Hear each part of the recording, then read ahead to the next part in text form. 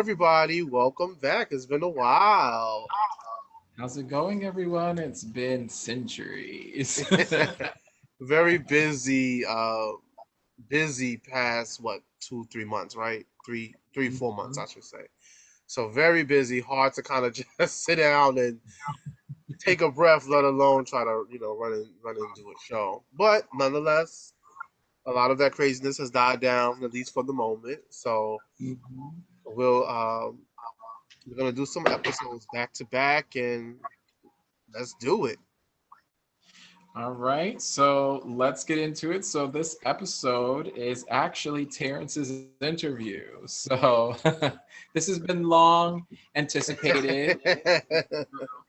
You Who want to the know other? what, right? Where all this mess come from? What do I know? Do I know what I'm talking about? Where he come from? Where he go? Let's get into it. All right, so I have a list of questions prepared. So I want to start it out a little easy. I don't want it Okay, to, I kind of want everyone to get to know parts of the Terrence that I know. So, all that's right. fair. So let's see. So what's your go-to, sweet or sour? I think everybody who knows me is gonna be sweet. I love sweet. I love sweet, sweet, sweet, sweet, sweet. Oh man, that is definite. That's definitely you. Yeah. That's definitely. All right. So now that we kind of like broke the ice a little bit, um, what is the first aria that you can remember singing? My first aria. If we want to talk like Like your very ten, first. I mean, I'm gonna exclude the Yellow Book because I feel like all of us know the Yellow Book, and if you don't know the Yellow Book, if you're a singer, you know the Yellow Book. Outside of that, so like um more okay. So when I became a tenor, the first aria that I learned was Mozart's Dalla sua pace. It's the very first aria Oh that I wow. learned. Okay. How was it? Were you like excited to sing it? Intimidated? Um, that specific aria, it doesn't um range wise, it doesn't go high. It only goes Hmm. to a G. But at the time that I learned it, and I'll back trace, I had just like really became like our voices change, and so I was just getting comfortable singing tenor because some people thought I was a baritone because I didn't have a lot of high resonance at that time. So Hmm. at the time it seemed a little more difficult for me on the portions like keeping a steady passaggio and just keeping up there. In that regard, it was a little hard for me, but it wasn't hard as far as like range because it wasn't a high piece. Yeah. All right. Well, that's always interesting to hear. Because okay, so how would you feel like singing it now? Like, Funny you say that. I just in general, I was looking at because I still have my when I was at Fisk, I split a freshman recital with another young lady, and I was yeah. looking at my program, and it was on my program, and now I can sing it fun. Like now it will be. I won't say easy because I hate easy, but I'll say the challenges that I had then I definitely wouldn't have now. Yeah, no, that's definite. That's so crazy you said that because I went down memory lane today and was like, you know what? There's a whole bunch of arias I'm about to rework, and Right, exactly. Reworking, exactly. comparing the sound and shape, and that's I think the rewarding part is when you see the improvement. You see like, Yeah. wow, All right, so let's get to another one. Let's get to a little bit of some controversy. Oh. Um, what do you lean a little bit more towards, technique or talent? Oh. Like someone can have awesome technique, but just not be like, that extra sparkle of talent.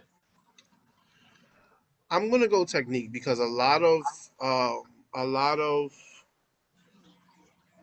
people and singers that even I've encountered over the years weren't necessarily, and even myself, I wasn't born with a voice per se. Um, mine was definitely developed with technique. Like, Hmm. um, talent is a beautiful thing. Some people can do the things that technique helped some of us do, with natural talent. They just have it. Um, but you always have to depend on something. And with talent, you can only fall back on talent. But if you have talent, you can fall back on technique. Then that Yeah. takes that takes the talent to another level. Talent is great.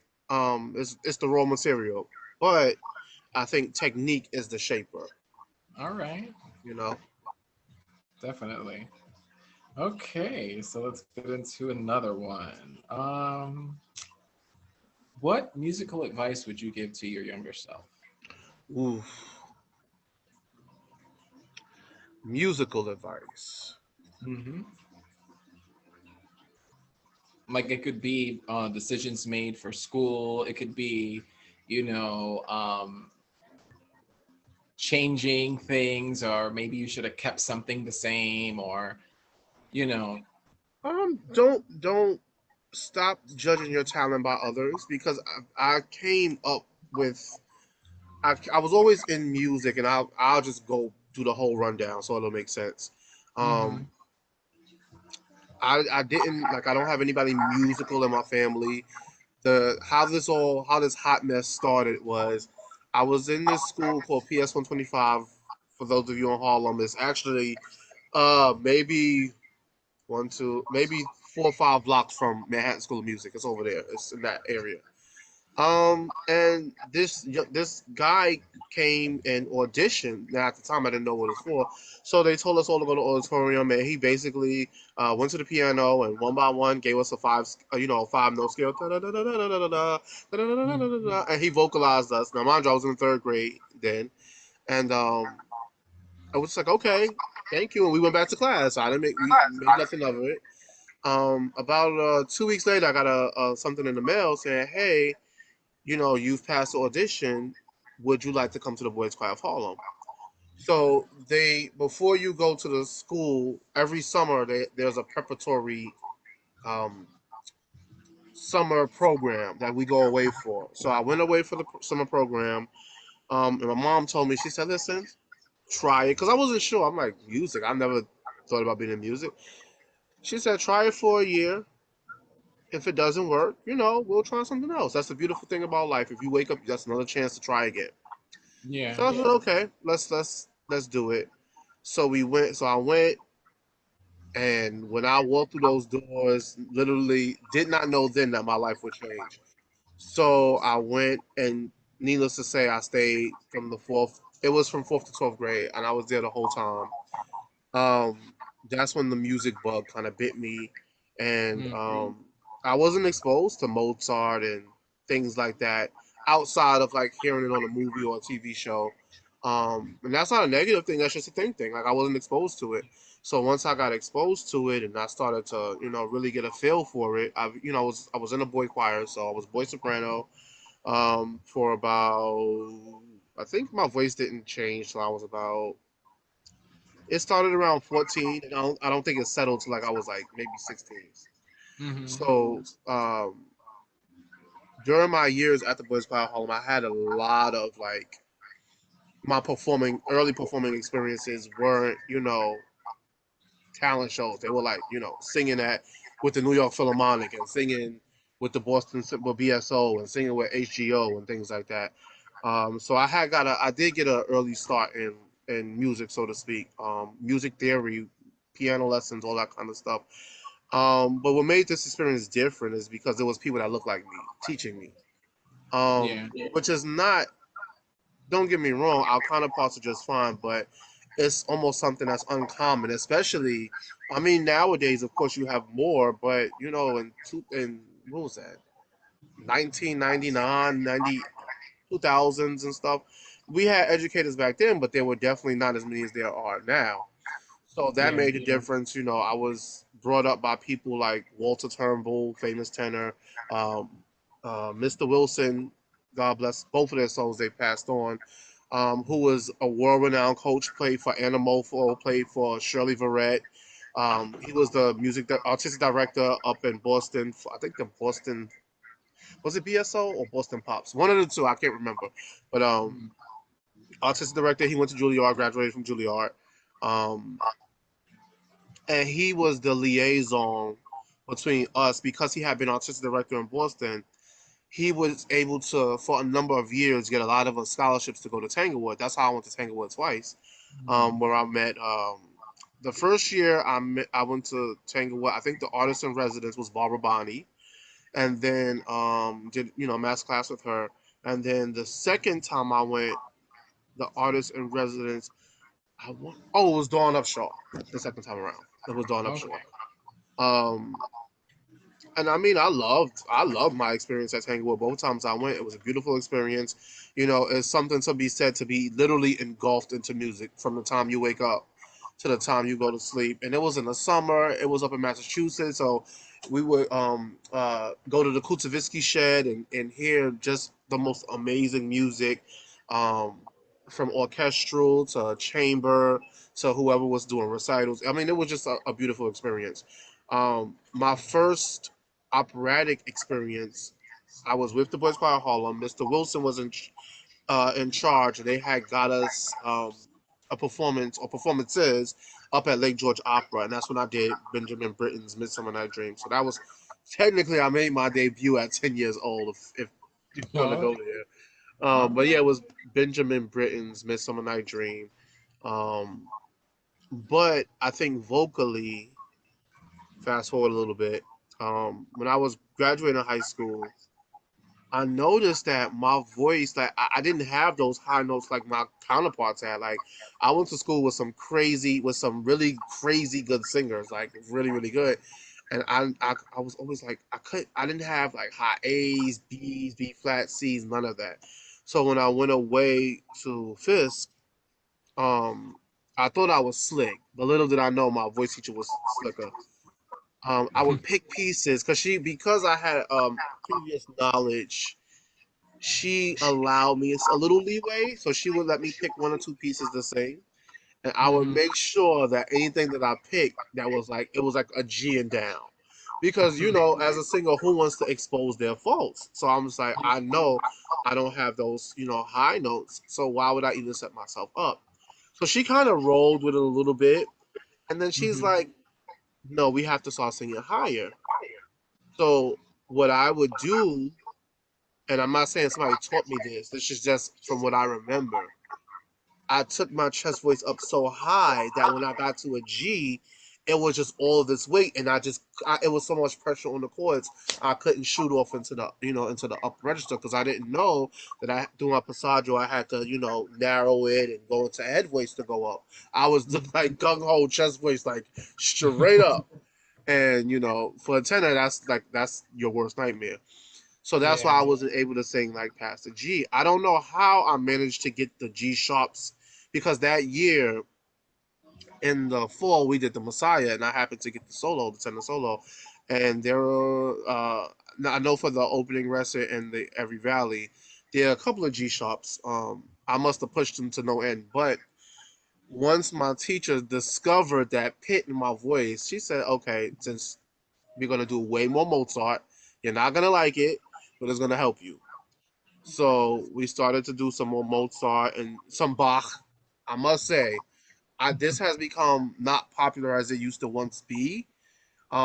I guess it depends on who's your voice teacher. My voice teacher has a formula, or she had a formula. Like she will find something appropriate for you to sing through each music period, and there are certain composers who are good for early singers.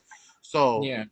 we always, every semester, you got Mozart, no matter how big your voice was, or whatever, she will find something in Mozart that was suitable for your voice. And Bach, Bach. Now, Bach is just as bad as Mozart when it comes to tenors. Like, he puts you up there, and you just have to, if you can't sing it right, you won't make it through the piece.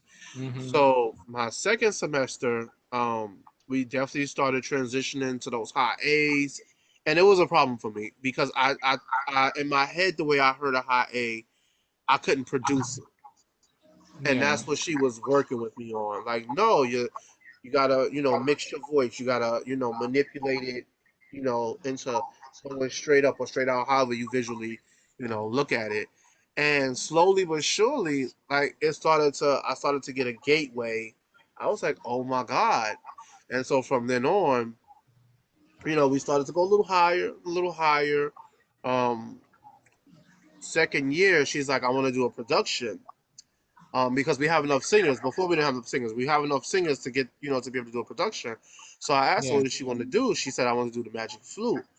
I said, oh, well, do you mind if I sing in the chorus? Because honestly, I was more intrigued by doing recitals.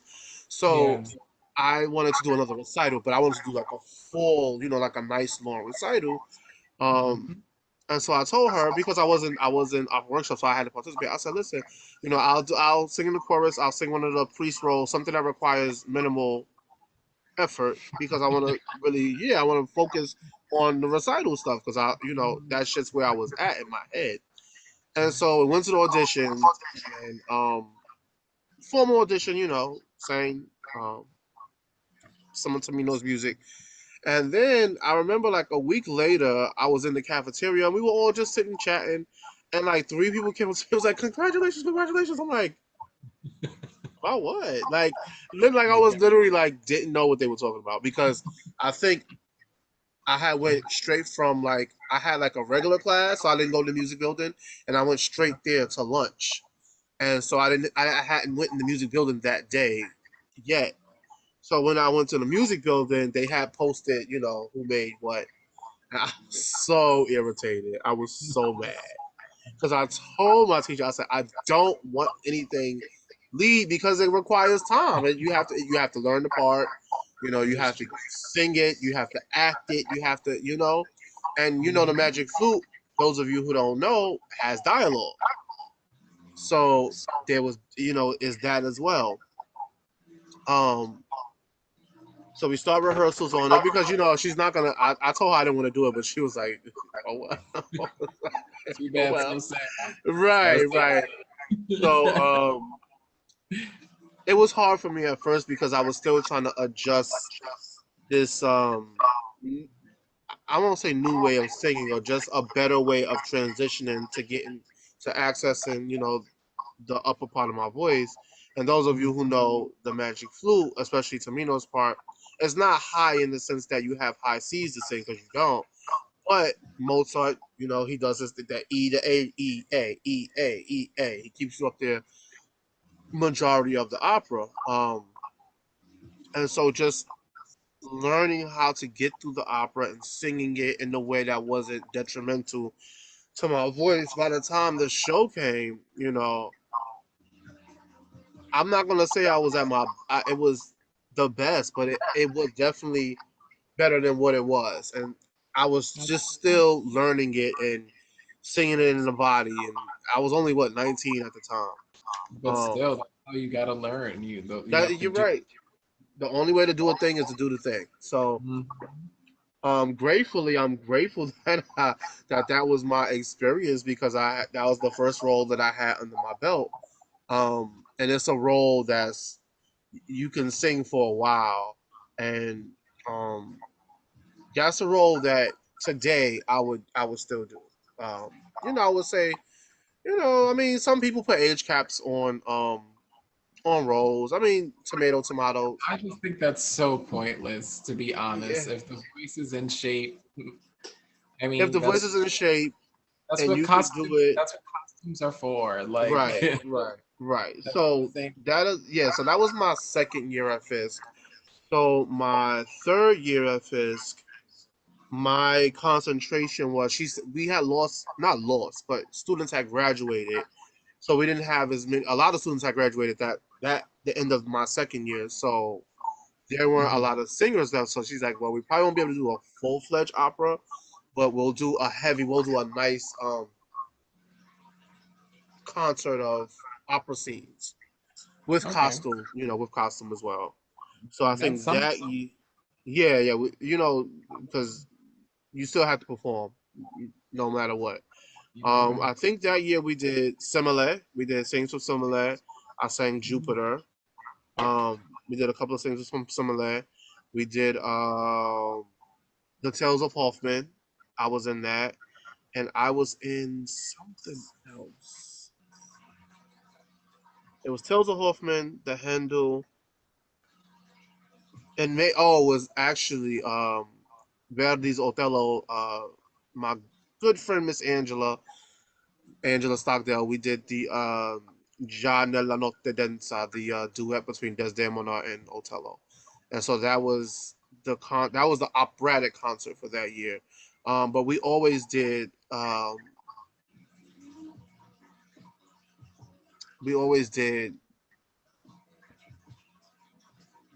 shows and honors recitals Yeah. and just we were always singing. And then plus I was a Fifth Jubilee singer, so I was performing with them as well. Um, but yeah, I performed a lot as before I hit 18 even. I did Seiji Ozawa Saito Kainen Music Festival in Japan.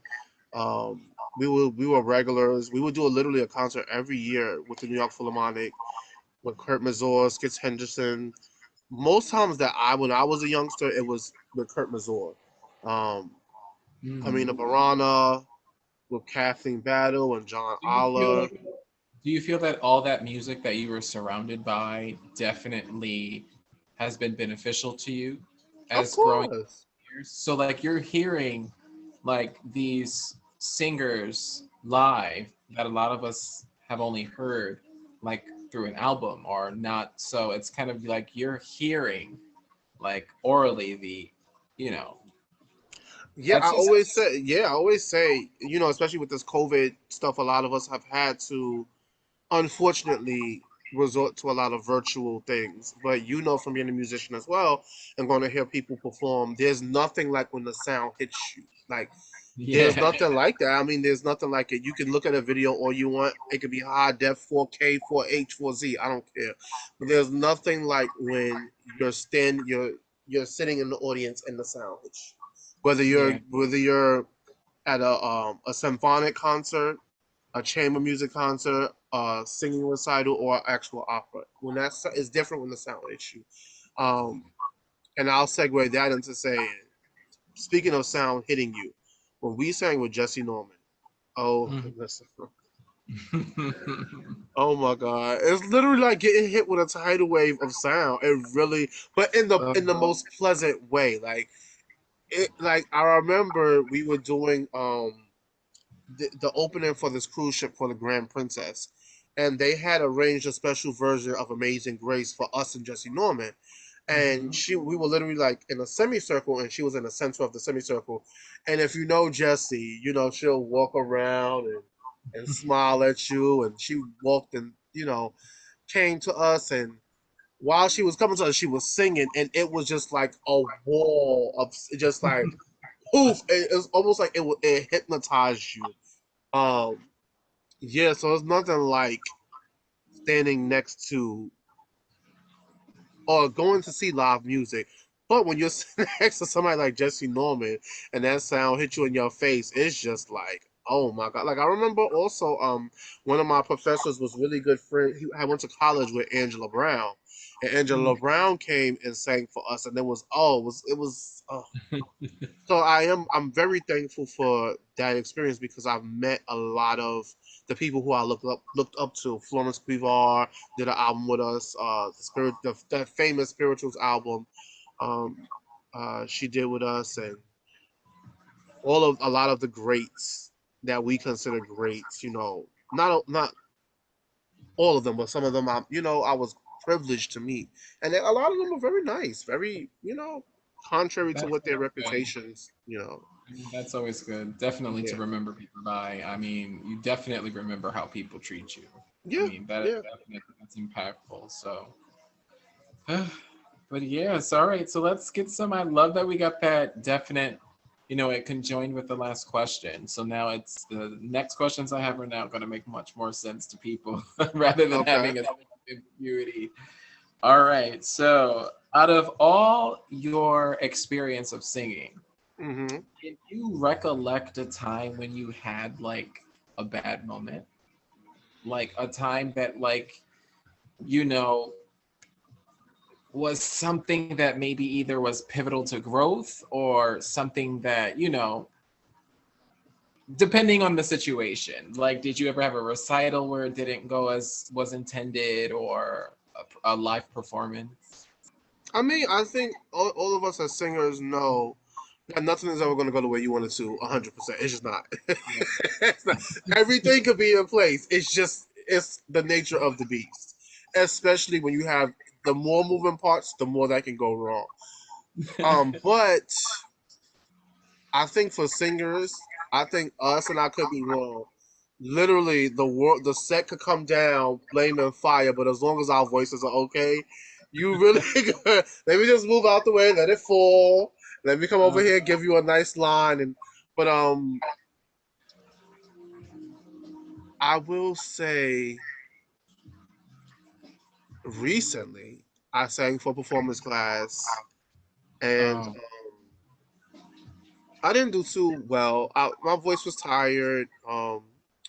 I cracked a couple times, and I'm normally a very composed person, and honestly, it um it got under my skin. Now there were a few factors, but mostly it was because my voice wasn't where I felt it should be. And all of us singers know we have days like that every other day. Your voice it just wasn't where I wanted it to be to sing the piece that I was singing, and yeah. I had to sing the piece again a few days later. So it kind of motivated me because I knew I could do it. It just, you have to take care of the mental so that um, Nice. everything else will fall into place as much as it can fall into place. You know, uh, pending that all the back work is done. You know, Mm-hmm. I'm not saying just go out and no, do your homework, practice, study your stuff. But there are a number of things that could just go wrong. You could be, you can get to a place and the room is very dry. And those of us who are singers, depending on how much time you have maybe in between phrases where you don't keep your mouth open, that Mm-hmm. dryness can come and get you. So My you gosh, what just a gotta vengeance. right, mentally you have to um get over that hump because a lot of us it is a mental thing. Like for me, my mental sometimes prevents me from doing the best that I can as far as like in my upper register. Um, but if you know you can do it and the back work is done, sometimes you just gotta do the thing. Yeah, Oh, once you have to. I mean, yeah, that too. That's a part of that growth and that process. Specifically, like your worst moments are your catapults to your best. should be they should be they really should be. You Um, know, and I think too, it's like when you realize, I guess the difference I'm learning as being a somewhat young singer to a singer that's kind of maturing a bit now, and I'm noticing more freedom rather than when I was kind of so trying to be perfect about everything and careful. And it seems that, like, I noticed from hearing things that you've gone through, they're resonating. So I know it has to resonate with so many people out there, like that have similar situations or um, and things like that. So I just think it's interesting because I remember when you told me about what happened, and I was a little like, wait, what? And yeah, yeah. when I think that's it's also part of being human because but you care, it shows how much you really care. yeah, it reminded me that I really care. Um, and you don't want to you always want to put your best foot forward. I don't think it was like I think I was being harder on myself than the actual what actually transpired. You're gonna crack. It Mhm. happens. You're gonna do not as well as you feel you should do. It Yeah. happens, and that's what happened. But for some reason, mentally, I was not there. Mentally, I just felt that it should have been better. And that's each person feels that. Like I'm pretty sure you've maybe had experiences where you just know you could have did better, Oh and my gosh, the that's recital. just yeah, that's It how I felt. literally it literally was, this and specifically this semester altogether. I think that Yeah, it there was a was tough time. semester. It was a tough It semester. was there were some good things, and then there really It were. wasn't. There were just things to revise. It wasn't so much a semester of.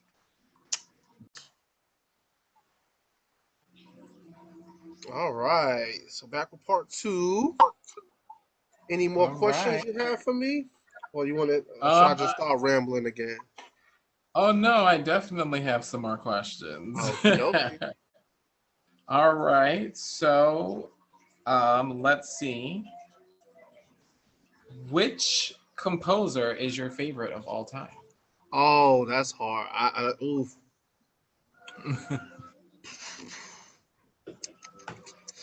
See, it's hard because they're composers that I like to listen to.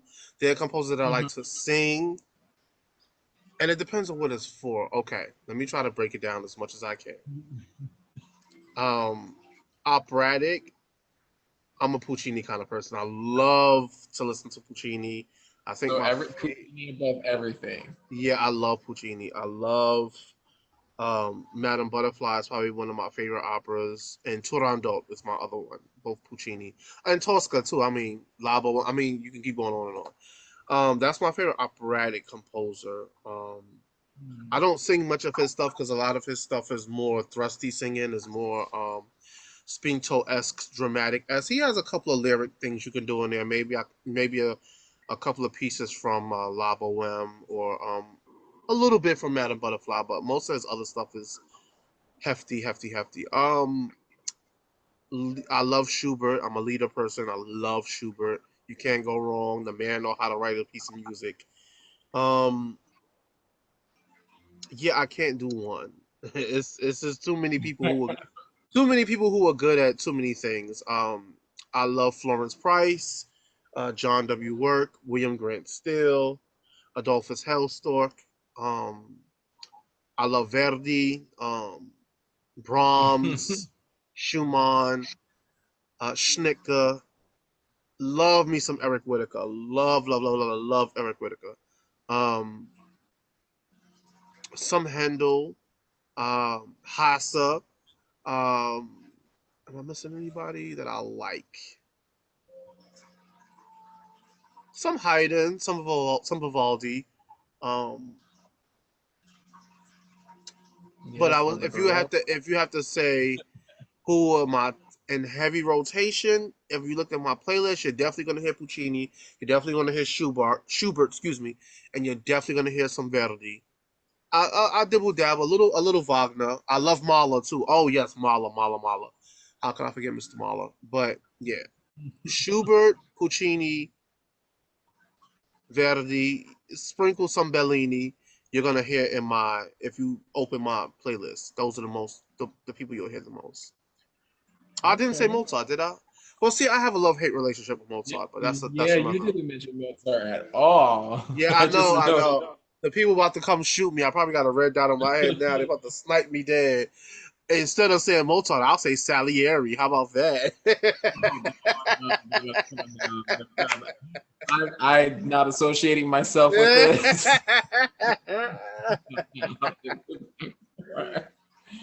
Okay. All right. So let's ask another question. Which composer do you feel we could live without? We could not live without, or we can live without. We should be living without, like the worst, in your opinion. Oh, I would hate to say that about somebody because they're still an artist. But to play It's fine. devil's advocate, who do I feel we could live without? Hmm. Without.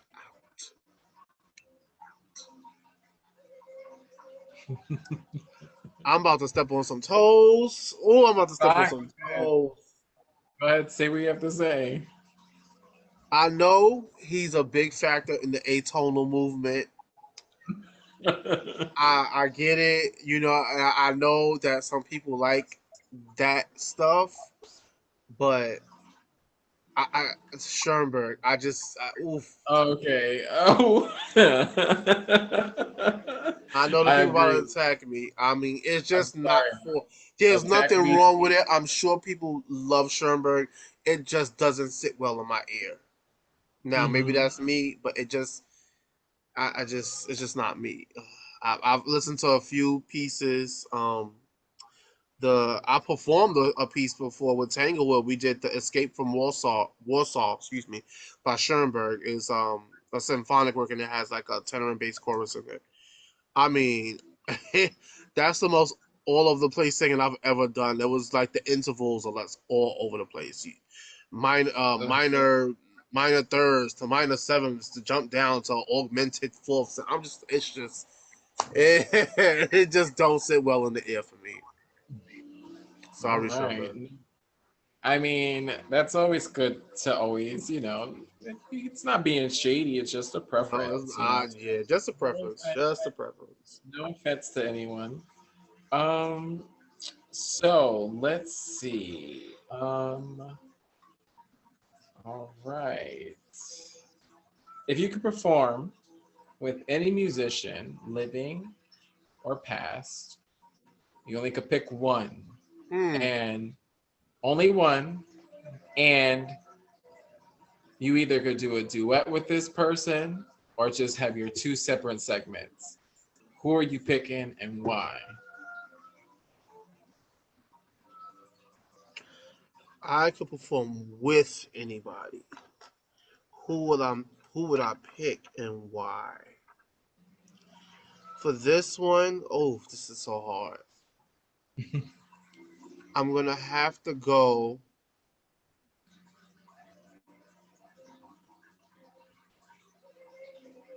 Hmm, this is a hard one. I have like three names at the front of my mouth that I want to say at the same time. Um,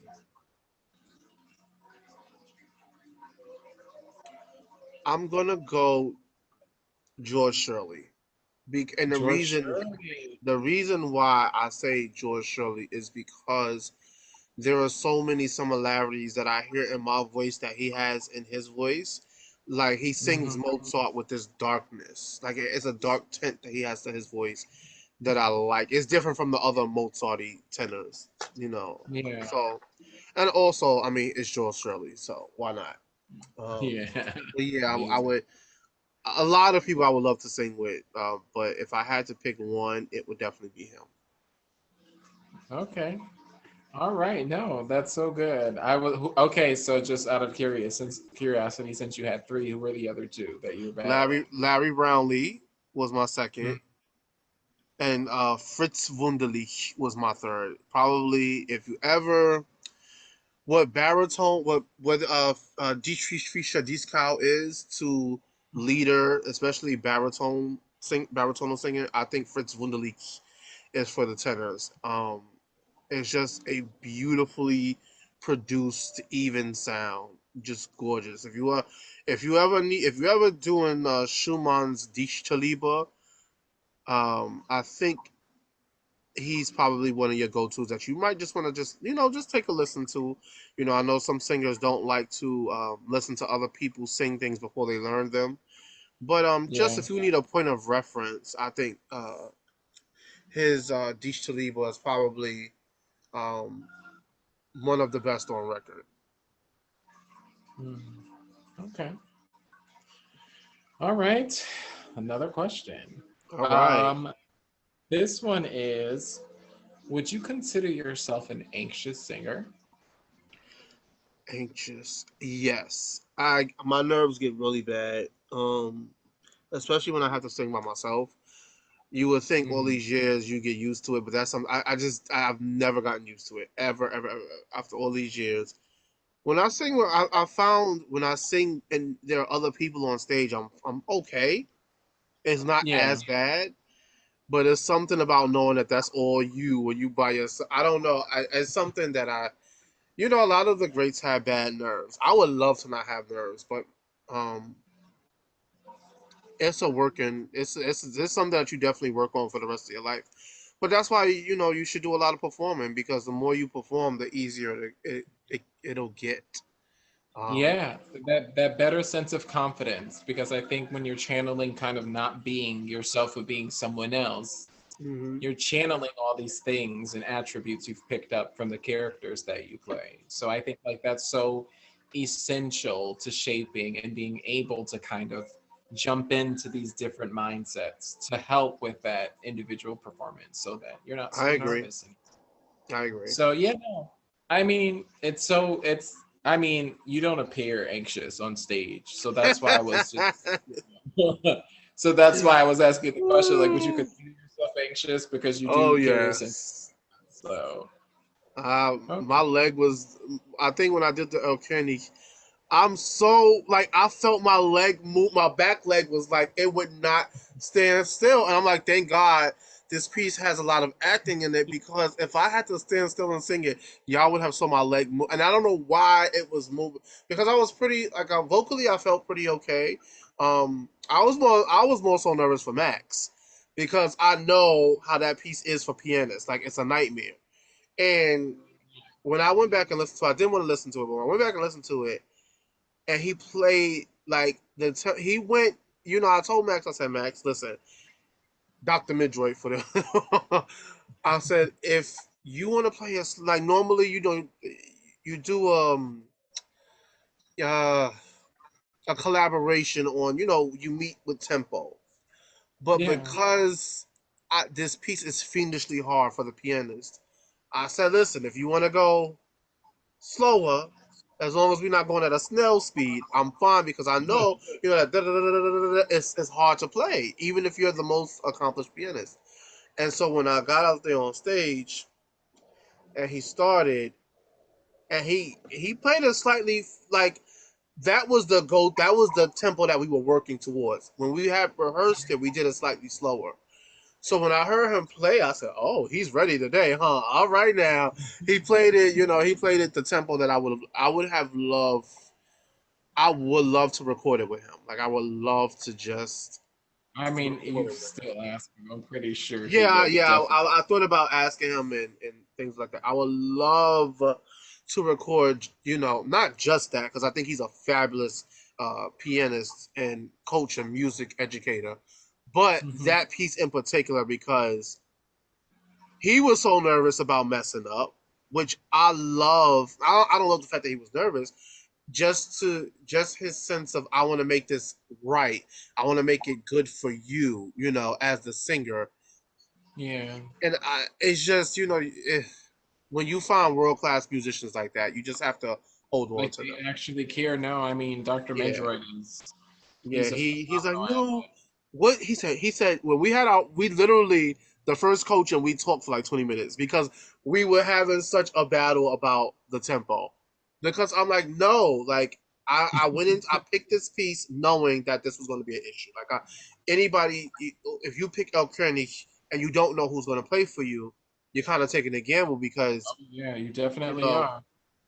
but I You knew he was playing for me, and I was like, I know we can get it as close to, I think Schubert put Schnell 152. I think we can get as close to 152 as possible. Um, but if not, like I think a good 135, 130 would be fine. yeah. So we did it 135, we did it 140. He played it at 152 at one point, but he had like his hand was getting tired, so he didn't play it all the way through. So when we got up there and he did the 152, I think he might have went with 154, because he picked a very, very, very, very good That's tempo. so crazy how taxing Um, it is for a pianist. yeah, and he told me, and yes, Doctor Madrid, I do owe you lunch still. He said if I play this piece with you, you gotta take me out for lunch. He was joking, but I think he was like really low key No, no, serious. because I'm telling you, because even for the recital, we both had fast pieces. So then he told me, he's like, between you and Terrence, like, I won't have wrists after this. Yeah, And yeah. I was like, blame Terrence more than me. Like, he's just, it's an ongoing sound. Like, Yeah, at it, least. it really is. It's the whole piece all the way through. Like the whole piece is anyway. I think we stopped also after college. So I'll piggyback on that more. If you want to ask me another question, you can. So after Fisk, I came out to New York. Mm-hmm. Um, I'm not too. I'm. Not, I was never a fan of doing the whole competition circuit. Um, I personally felt that I really wasn't ready to be singing competitions. Yeah. But I don't know how the NAM competition came across my way. I don't remember how I found out about it, but I found out about the NAM competition, and I'm just like, okay, I found music. I said, okay, I did. I think they asked for it was more art songs, so they asked for some art songs. I think I did Debussy's, not Debussy's, Duparc's L'Invitation au Voyage. I did, and you had to do a spiritual as well. So Mm-hmm. it was I did the Duparc and I did Carter's Toccata, which is based on Sometimes I Feel Like a Motherless Child. Oh yeah, it's beautiful. And I came in second place. Okay. Um, eh, I thought I could have did a little bit better, but I came in second place. Um, Part of the reason why I came in second place is because of my good friend Kevin, who played for me. Um, and I know those of you who know Kevin, you know he's a beast. Like he does the damn thing. Um, but yeah, I came in second place. I was never really too keen on doing a lot of competitions because it's a very nerve wracking thing. It can be. I think now because of the COVID thing, they've relied a lot on like sending in tapes and stuff like that. But in Yeah. general, it is a very nerve wracking thing. But I think just getting back into it years later, I would say do them while you can because there are a lot of age restrictions. Yeah. And there are a lot of them that I can't do simply because I'm over 35. So, um, That definitely needs to change. I've yeah. never.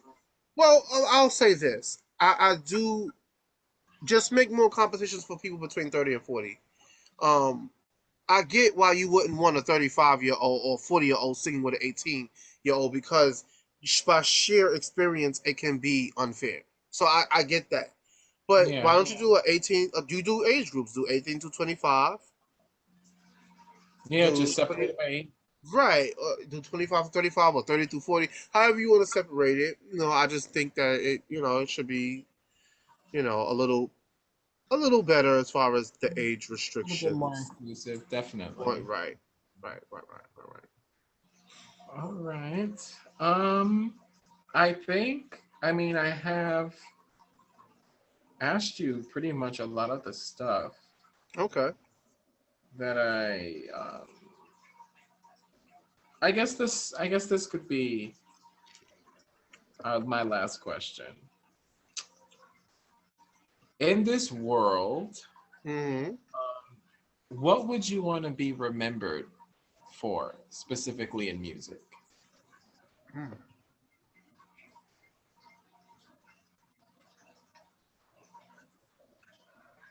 Um, that's a good question. I've never really thought about it in that way. What would I want to be remembered for? Mm-hmm. I guess I would just want to be remembered for my interpretations of the music that I've done. Um, I don't think. I mean, I'm pretty sure there can be better answers to this question, but what does one want more than that to be the at the height of what you can do? Mm, That's what I would want to be remembered for.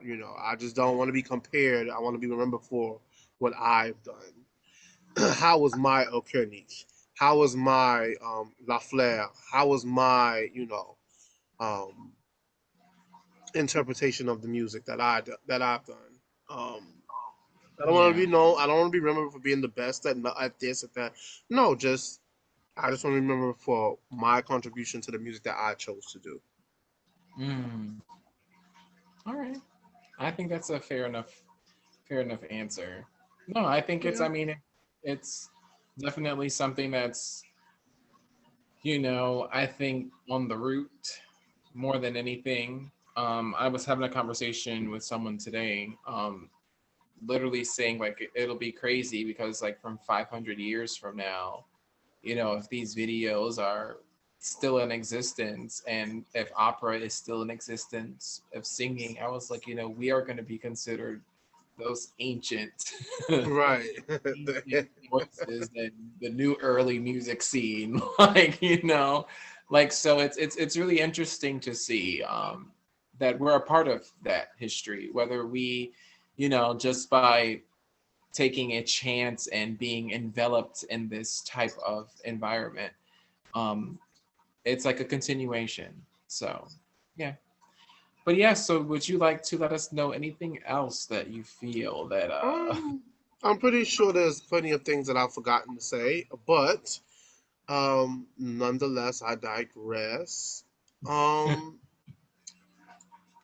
just enjoy what you do. My voice used to always tell me when you're learning something, you learn it como escrito. It's a lot of people hear that, especially if you had like European teachers. So como Mhm. escrito means as written. So you want to learn what's on music, and then you might want to add your little flavor to it. But como escrito, you don't go singing something that the way somebody else did it. After Yeah, you find your interpretation. I think that's what the intent of that phrase is, to find your interpretation, find your what do you bring to that music. I think And that's so brilliant. yeah, come escrito, that you'll hear like a lot of the old Italian teachers say that. Enjoy what you do, specifically singing. um People can agree, disagree. There's more than one way to skin a cat. you know Find a pair of ears that you trust. um Hmm. I know some people don't think, you do whatever works for you, but the way you hear your voice is not the way it sounds outside. Yeah. So Oh you yes. always, you in that sense, I think you should find a pair of ears you trust. Essentially, I would hope it's like a voice teacher or a coach or something like that, and you keep them around for years. Never stop learning. Mhm. Um, if I So can important. encourage my older students, if you've had to stop and you want to go back and try it again, go try it again. Like, don't let it age. As long as you are physically able, go try it again. They'll take your money, so go try. Um, go try again. Try. My mom always say nothing beats a failure but a try. Try. Learn what's for you. Learn what's not for you. Um, Mhm. do your research. Um, and overall, just enjoy what you do. Whether that's singing, whether that's um a violinist, a flautist, whatever you do, enjoy what you do. It makes the world of a difference. Um, I, I look at me like when I was 19, I couldn't sing over a G. Oh no, don't talk about those days. I'll talk about that I today. couldn't. I couldn't. Is what it was. I couldn't sing over a G. I was persistent. I had a voice teacher who knew what she was doing, and you know, years down the line, that also helped me. I think because I didn't blow out my top voice, so Mhm. it helped me to preserve it now that I have to use it more often. But yeah, enjoy what you do. Live your life to the fullest. If you take anything from this, it's never too late. Don't let anybody discourage you from doing anything that you want to do. Yeah. People told me that I was inappropriate, or they've said this, that, and the third, or whatever the case may be. You have to go and do what it is. If you feel it in your heart and go for it. Don't let nobody tell you that what don't let anybody tell you what you can't do. If you can't Yeah. do something, it's because you've decided that you can't do it. Don't let nobody Exactly. tell you, oh, if after 25, if you don't have an international career, leave singing alone. No, no, no. Go back to school, learn your craft, master your craft. Don't let anybody discourage you from doing what it is you love to do. Yeah. That is so true. Everybody's path is not the same. It's So not, and how success is measured for me is different from the next person. So, Yeah. Um, And not everybody aspires for those pinnacles that somehow is like looming and overhead of opera singers. Like, right, right. like You know, like just I just said, like, listen, I just want to make it through this year, and that's for me that was successful. And then now you add another tier to that, and you add another tier, and you add another tier, and you keep climbing up, and you know before you look around, you're at the top of something. Now that's what you decide what the top is. yeah, But you also, I think, a lot of times as singers, we give ourselves a hard way to go. Sometimes you gotta loosen up on yourself and forgive yourself, and it's okay. It's you're not gonna sound 100% every time. all the time. Forgive yourself. Rest is very important. Get as much of it as you can get. Staying Um, hydrated. Please stay Staying hydrated. hydrated, even staying somewhat physically fit. You don't have to have a six pack, Yeah. but keep taking care of your body because remember, unlike everybody else, we carry our instrument with us. So Yeah. And singing you is an exercise. Like, it is an exercise. if you're not Muscle getting winded sometimes from singing, you're not doing it right. something, Like, especially if it's something that you're not used to singing, or it's yeah. new for you, or you got to work out those muscles. But Yeah, no, definitely.